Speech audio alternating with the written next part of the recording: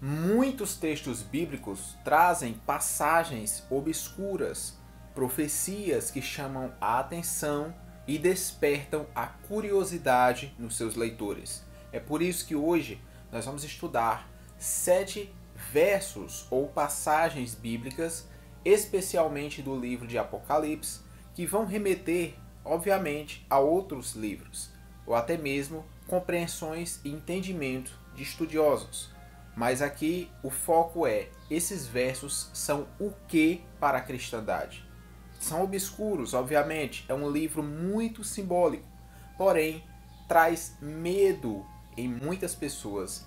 Isso vai fazer com que desperte a curiosidade pelo desconhecido, pelo oculto.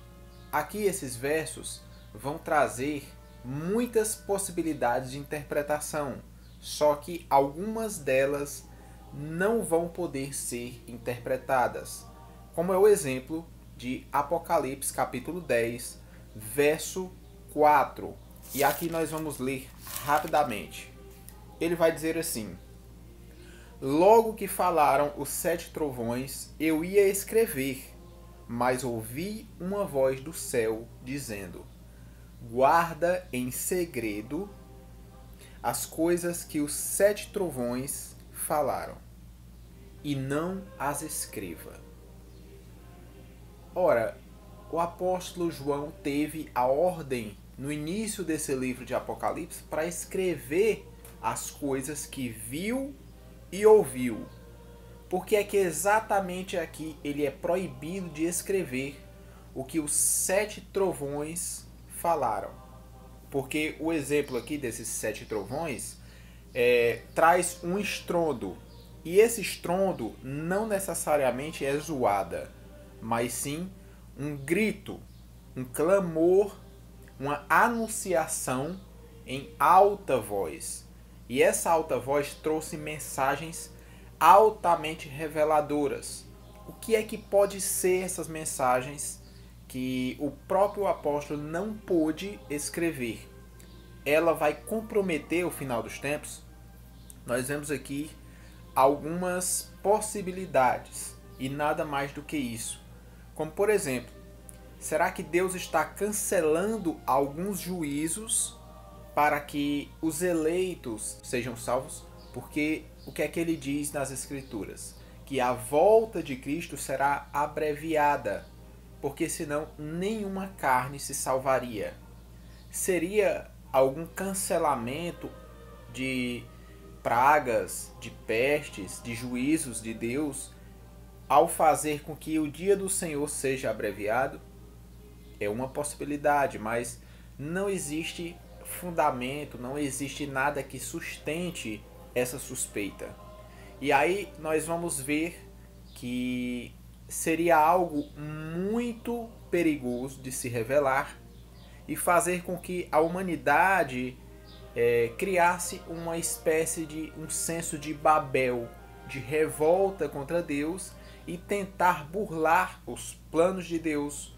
Porque quando houve o dilúvio, eles tentaram fazer uma torre para justamente evitar que outro dilúvio viesse e os inundasse.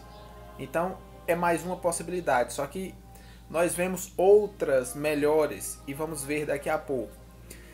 Seria datas possíveis de eventos finais, como por exemplo, essa revelação poderia atrapalhar o retorno de Cristo, ou até mesmo os juízos de Deus em trazer pragas em épocas específicas? Seria aqui uma espécie de calendário com épocas, datas, anos que aconteceriam determinados juízos? Não se pode saber. Apenas sabemos que existem 3 conjuntos de juízos que são revelados. Porém, o 4º juízo aqui não pode ser revelado. E aí nós entendemos que se trata de algo muito maior do que os outros 3 juízos. Porque tantos assim foram descritos e o 4º não? Há algo a se pensar. Ele seria aqui talvez um grupo de juízos, porém cancelados devido o os passados não terem gerado arrependimento na população. Se esses não foram geradores de arrependimento, por que esse quarto seria? Então, é mais uma possibilidade. E também acredita-se que ele vai ficar guardado porque não pode ser revelado a todos os homens, mas que será revelado nos últimos dias somente aos santos do Altíssimo, aos eleitos de Deus, no momento em que eles começarem a acontecer, ou até um pouco antes. Isso faz referência ao livro de Daniel, capítulo 12, verso 4, quando ele vai dizer o seguinte: vai dizer que aquelas palavras vão ser seladas por ordem do anjo que falou, porque ainda não chegou o tempo do fim. Só que em Apocalipse, esse anjo diz para não selar essas palavras do livro de Apocalipse como um todo, porque o tempo do fim já é chegado. E aqui, nesse verso específico, ele vai dizer que vai ficar em aberto, porém não vai ser escrito.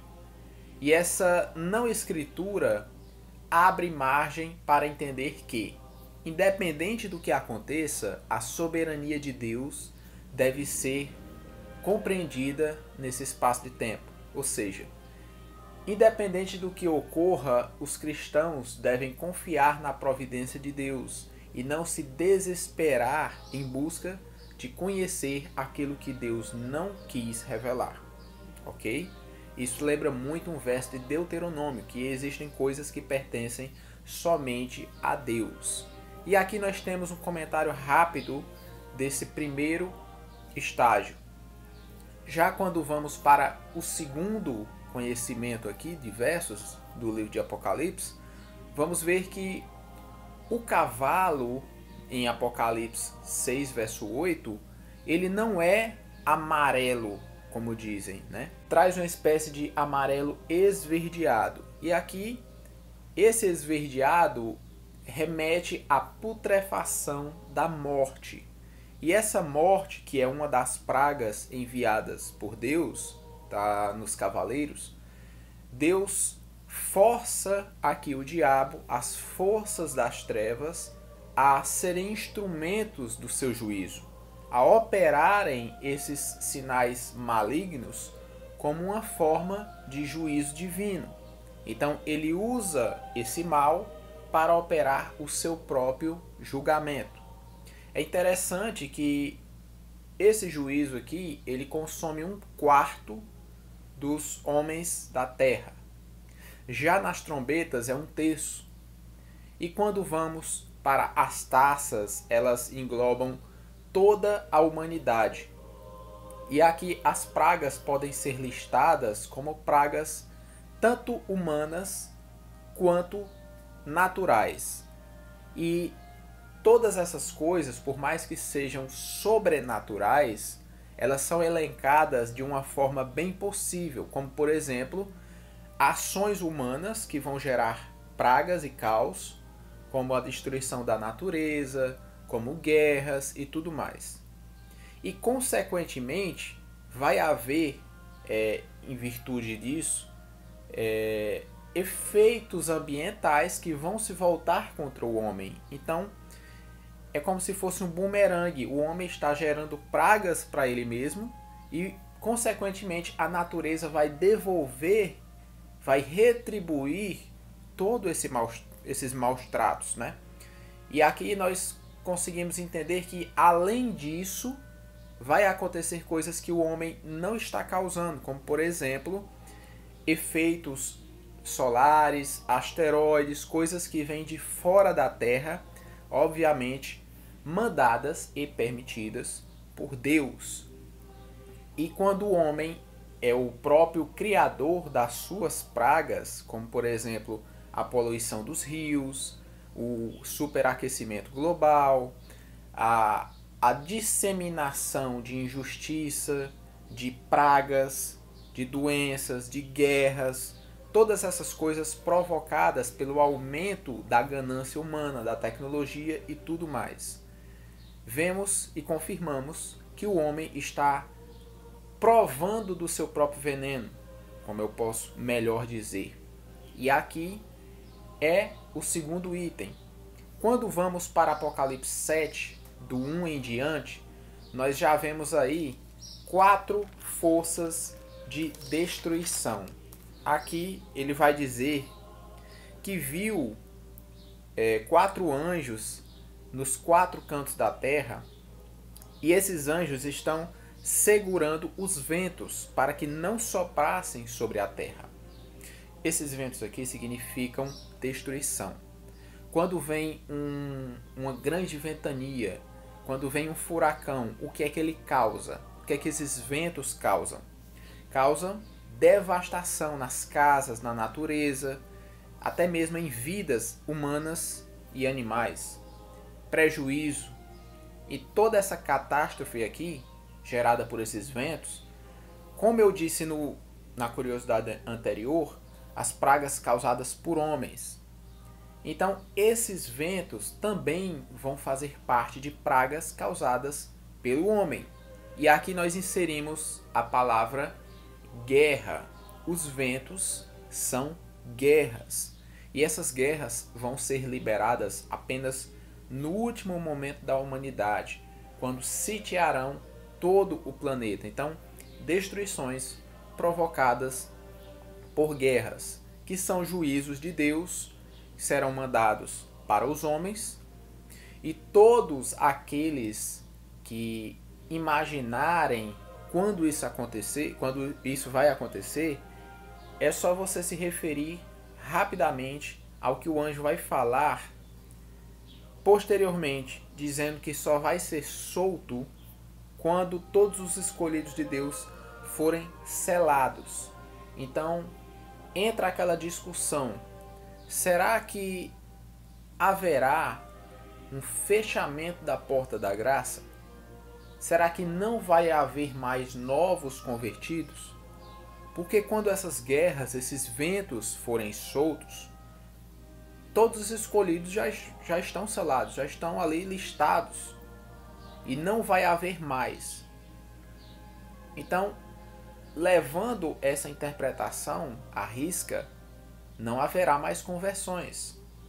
Isso preocupa a muitos e gera questionamento de tantos outros.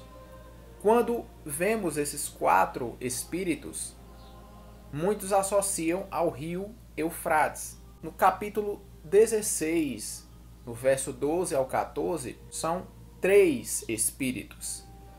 E esses 3 espíritos, grande parte das vezes, são associados aos 4 cavaleiros do Apocalipse. Mas por que os 4 cavaleiros, se são aqui 3 espíritos apenas? Porque o primeiro cavaleiro, acredita-se que remete ao anticristo.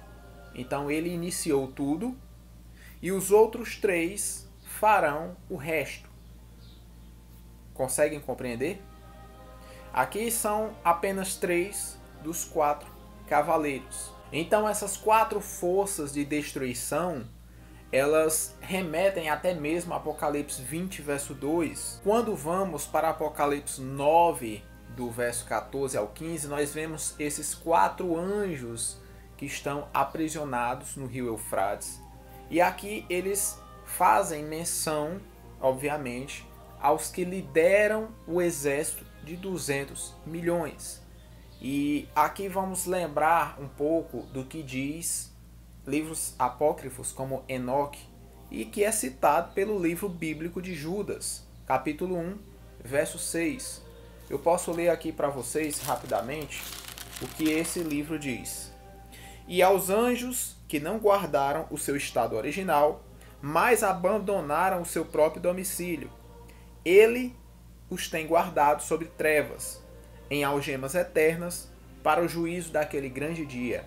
Então, por que o diabo e seus anjos estão na terra a atormentar os homens, e esses anjos especificamente estão acorrentados em cadeias profundas, em profundas trevas? O que é que eles estão fazendo lá? O que é que eles fizeram tanto? Nós confirmamos também na carta de 2 Pedro, capítulo 2, verso 4, onde ele vai dizer: ora, Deus não poupou nem os anjos quando pecaram, antes os precipitou no inferno. E os entregou a abismos de trevas, reservando-os para o juízo. Aqui é bem claro que a citação do livro de Enoque é verdadeira. E ele remete a Gênesis 6, quando estes anjos saíram do seu posto para cometer pecado aqui nessa terra, fazendo aquilo que Gênesis 6 diz. E você vai ver em outros vídeos aqui no canal. Eles são realmente instrumentos de Deus e continuarão a ser mesmo depois dessa libertação. E depois disso, junto com Satanás, com o falso profeta, com o anticristo, com todos esses anjos presos que estão aqui e os que estão soltos na terra, todos serão julgados, todos serão condenados, todos serão lançados no lago de fogo e enxofre, juntamente com a morte, com o inferno, com toda aquela áurea do livro de Apocalipse. Vemos ainda mais outro verso em Apocalipse, verso 13 ao 17, especialmente o primeiro e último. Você vai ver que Cristo aqui, ele vence a morte, e quando ele vence a morte, o diabo passa a perder a autoridade de nos acusar perante ele, porque o nosso débito está quitado, nossos pecados estão quitados. E quando o diabo perde essa autoridade de acusar a nós, os nossos irmãos, ele é atirado do céu para a terra, porque até então ele habitava nas zonas celestes para nos acusar. Ele até foi diante de Deus no livro de Jó, como vocês sabem. E aqui, acredito eu que após morte e ressurreição de Cristo, nesse interstício houve uma batalha, uma guerra, onde ele perde a chave da morte e do inferno, perde a autoridade de acusar a todos aqueles que são realmente filhos de Deus, e é precipitado nessa terra. Quando ele cai, ele vai fazer o quê? É o que esse verso vai dizer, do 13 e 17. Ele vai perseguir os descendentes dessa mulher. A mulher é quem? É o povo de Deus. Antes Israel, e se liga agora à igreja. Quando ele vai buscar perseguir essa mulher, ele vê que a mulher ela é guardada, mas depois vê que essa mulher também gera descendentes, gera filhos. Esse filho aqui, que essa mulher deu à luz, faz menção ao próprio Cristo, e ele é levado aos céus. Então, ao perseguir a mulher, depois ele vai perseguir a semente dela, a descendência dela, os filhos de Deus, que consequentemente vão se multiplicando ao longo dos tempos. Ele explica aqui que o restante dessa descendência são os que guardam os mandamentos de Deus e têm o testemunho de Jesus. E aqui confirma o que eu disse. A descendência da mulher nada mais são do que os próprios filhos de Deus, os cumpridores dos seus mandamentos, seguidores dos seus ensinos. É muito claro perceber que esse dragão aqui é nada mais nada menos do que Satanás. Quando ele é impedido pelo próprio Cristo de realizar alguns feitos, ele levanta alguém que possa. E aqui é que entra a besta que surge do mar, e depois vem a besta que surge da terra. Nada mais são do que poderes, impérios, nações que têm uma certa força militar e que consegue perseguir o povo de Deus por crer em Cristo. Lá na frente você vai ver o desfecho disso com mais outro verso em Apocalipse 17, verso 6. Quando João vê a mulher que é o povo de Deus, lá na frente ela não está mais sendo perseguida pela besta. E aí ele diz que se admira com grande espanto. E aqui na tradução grega você vai ver que esse admirar-se com grande espanto, na verdade significa com uma grande confusão na mente. Ele não entende o que ele está vendo. Ele tenta acreditar, mas ele fica sem crer no que ele avista naquela visão. Porque a mulher estava sendo perseguida, o povo de Deus estava sendo perseguido pela besta. Lá na frente, quando ele avista novamente essa mulher, ela não está sendo mais perseguida pela besta. mas ela está montada sobre ela. Isso significa que a besta e a mulher agora são amigos. Eles não são mais rivais, eles trabalham juntos. E aí João se espanta e fica indignado. João, que viu tantas visões no livro de Apocalipse, tanta glória, e somente aqui ele fica abismado, assustado. Ele fica incrível quando ele vê toda essa cena. O povo de Deus aliado ao próprio Satanás e às suas bestas. Isso é, a igreja dando as mãos para os governos mundanos, os governos políticos dessa terra que pertencem ao diabo, que pertencem ao maligno, e andando juntos. Ou seja, a igreja aqui se corrompeu, se vendeu, virou uma instituição, um capacho do Estado. E isso jamais poderia acontecer pelos ensinamentos, princípios e preceitos de Cristo. Lá na frente, nós vemos que existe uma ordenança que para alguns é bênção, para outros é maldição. Quando ele diz em Apocalipse 22:11 o seguinte: continue o injusto fazendo injustiça, continue o imundo ainda sendo imundo, e o justo continue na prática da justiça, e o santo continue a se santificar. Aqui também remete àquele verso que eu falei, que aparenta ser um corte na porta da graça. Aparenta ser uma impossibilidade de mudança de lado, onde aqueles que são sujos vão continuar se sujando e os que são limpos vão continuar se limpando. Será que é realmente isso? Será que não seria para as pessoas refletirem e passarem a temer a Deus e mudar de lado enquanto é tempo? Será que seja um alerta esse para trazer as pessoas a deixar a sujeira, a deixar a imundície e passar a se limpar junto com os santos?